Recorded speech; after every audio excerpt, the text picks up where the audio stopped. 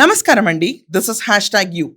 జోగి రమేష్ తన కొడుకు జోగి రాజీవ్ అసమర్థత గురించి, పూజకు పనికిరాని పువ్వు గురించి బయట ప్రచారం విపరీతంగా మేఘన ఇచ్చిన ఎఫ్ఐఆర్‌లో బయటపడేటప్పటికి సంధి కుదుర్చుకుందాం అని చెప్పి ముందుకెళ్లాడంట. అది కూడా వైఫల్యమైంది. కోర్టుకెళ్దామన్నా ఆస్కారం లేకుండా ఇతని పైన హత్యాయత్నం కేసు ఏంటంటే చాలా గుప్పుడుగా కేసులు పడుతున్నాయండి వీళ్ళ పైన. 11 మంది పైన కేసులు పడినాయి ఇక్కడ.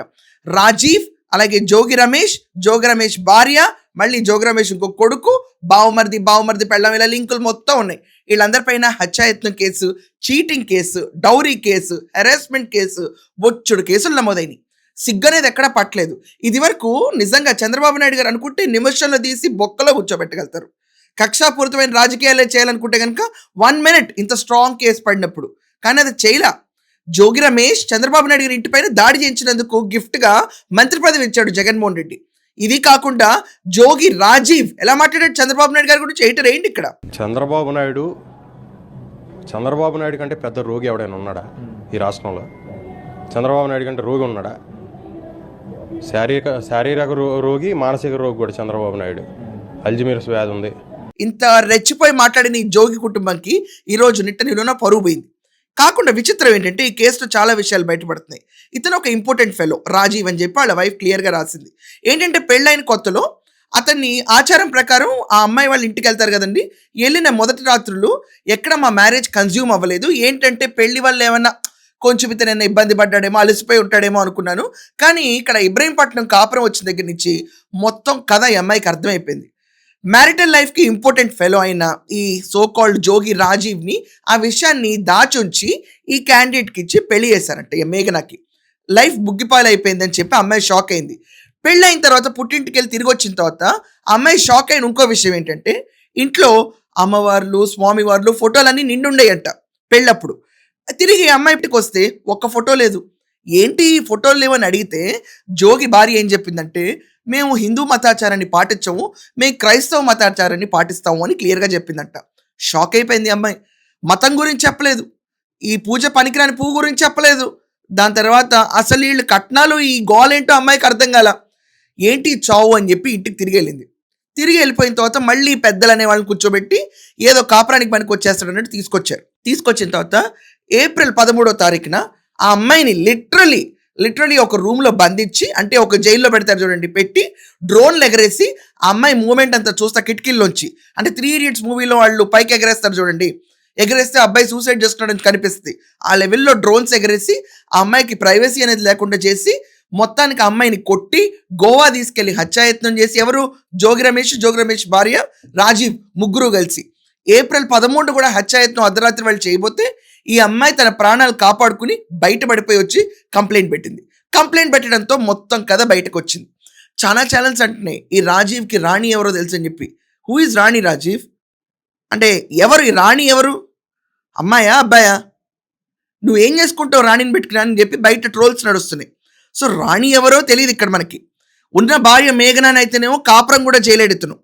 ఇది కాకుండా డౌరీ అడిగాడు. మీకు అందరికీ ఒక స్లైడ్ వస్తుంది, ఆ స్లైడ్లో మీరు ఒకసారి చూడండి. ఆ అమ్మాయి కంప్లైంట్లో ఏమిచ్చిందంటే, from 1st June 2025 till 3rd June 2025 I was with my husband at Ibrahimpatnam.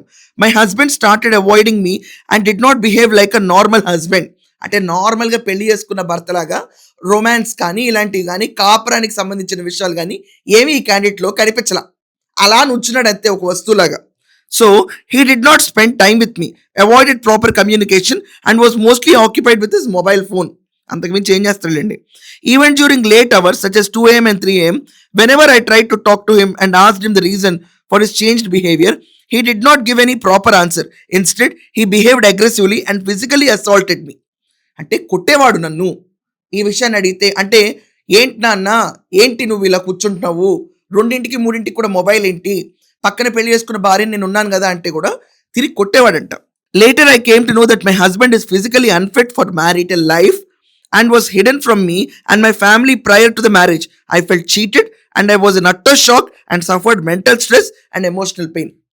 ఇంత దారుణాలకు గురి చేసిన వీళ్ళకి 11 మంది పైన హత్యాయత్నం కేసు నమోదైందండి. మొత్తం అందరూ ఒక టీం కింద ఫామ్ అయి చంపాలని ప్రయత్నించారు ఈ అమ్మాయి పైన. 2 నుంచి 3 నెలలు బెయిల్ రాదు. ఈరోజు బొక్కలోకి వెళ్ళటం ఖాయం. మరి కొద్దిసేపట్లో జోగి రమేష్ కుటుంబంలో ప్రతి ఒక్కళ్ళు అరెస్ట్ అవ్వడం ఖాయం. ఏదో అన్యోన్యమైన దాంపత్యం అన్నట్టు. వీళ్ళు క్రైస్తవ మతస్థులు అయినప్పుడు బయట చెప్పడానికి సిగ్గేంటి? దే ఆర్ నాట్ హిందూస్ అని చెప్పడానికి సిగ్గేంటి? ఎవ్వరికీ అర్థం కాదు. ఇలాంటి కుటుంబ నేపథ్యాల్లో కూడా జగన్మోహన్ రెడ్డి దూరిపోతాడు చూడండి. కక్ష రాజకీయాల వల్ల ఈరోజు జోగ్ కుటుంబం రోడ్డు మీద పడింది అంటాడు. నో డౌట్ ఇవాళ రేపట్లో దిగుతాడు ఆంధ్రప్రదేశ్లో. రేపేదో రెసిగ్నేషన్ ఫర్ లోకేష్ అని చెప్పి ఒక డ్రామా చేస్తున్నాడు. ఆ డ్రామాకి వచ్చే ముందు ఈ డ్రామా మొత్తం పండిస్తాడు. ఇంత సిగ్గు శరం లేకుండా, ఇది కాకుండా ఈ అబ్బాయి ఎవడు, ఈ పూజకు పనికిరాని పువ్వు కొంచెం అన్న ఆనందంగా నవ్వుతో మాట్లాడాలంటే 5 కోట్ల నుంచి 6 కోట్లు తీసుకోవాలంట అమ్మాయి ఇంట్లోంచి. అర్థం ఉందా? బుద్ధునాళ్ళు ఎవరైనా ఇస్తారా? దేం చేసుకోవాలి ఇచ్చి? ఏం బాగుపరచాలని చెప్పి డాక్టర్లు కూడా మాతో కాదని చేతులకి ఇస్తారంట. అలాంటి క్యాండిడేట్ని పెళ్లి చేసి ఈ అమ్మాయి జీవితం తగలబెట్టారు. అమెరికా నుంచి వచ్చాడండి క్యాండిడేట్. ఏదో యువరాజు వచ్చినట్టు గెటప్లు ఇచ్చి తీసుకొచ్చారు. ఎందుకు? ఇంకొక అమ్మాయి జీవితం బలిగొరడానిక? ఇలా తగలటింది జోగి రమేష్ జాతకం. చంద్రబాబు నాయుడు గారి ఇంటర్ఫీరెన్స్ అక్కర్లేదండి. చట్టం తన పని తను చేసుకుంటూ వెళ్తుంది. ఈరోజు జోగి రమేష్ కుటుంబంలో ప్రతి ఒక్కళ్ళు అరెస్ట్ అన్న వార్త సాయంకాలంలో మీకు వీడియో వస్తుంది. అండ్ ఈ రాణి ఎవరు? అసలు ఈ రాణి రాజీవ్ కబుర్లు ఏంటి? ఉన్న మేఘనాతోనే ఏం చేయలేడు. రాణి ఎవరు అసలు? లవరా? లవర్ని పెట్టుకుని ఏం చేస్తాడు? ఇన్స్టాగ్రామ్లోనో లేకపోతే స్నాప్చాట్లో కబుర్లు చెప్పడం తప్ప. సో దీని గురించి మీ ఒపీనియన్ ఏంటో కొంచెం గట్టిగా రాయండి. That's all for now. Thank you.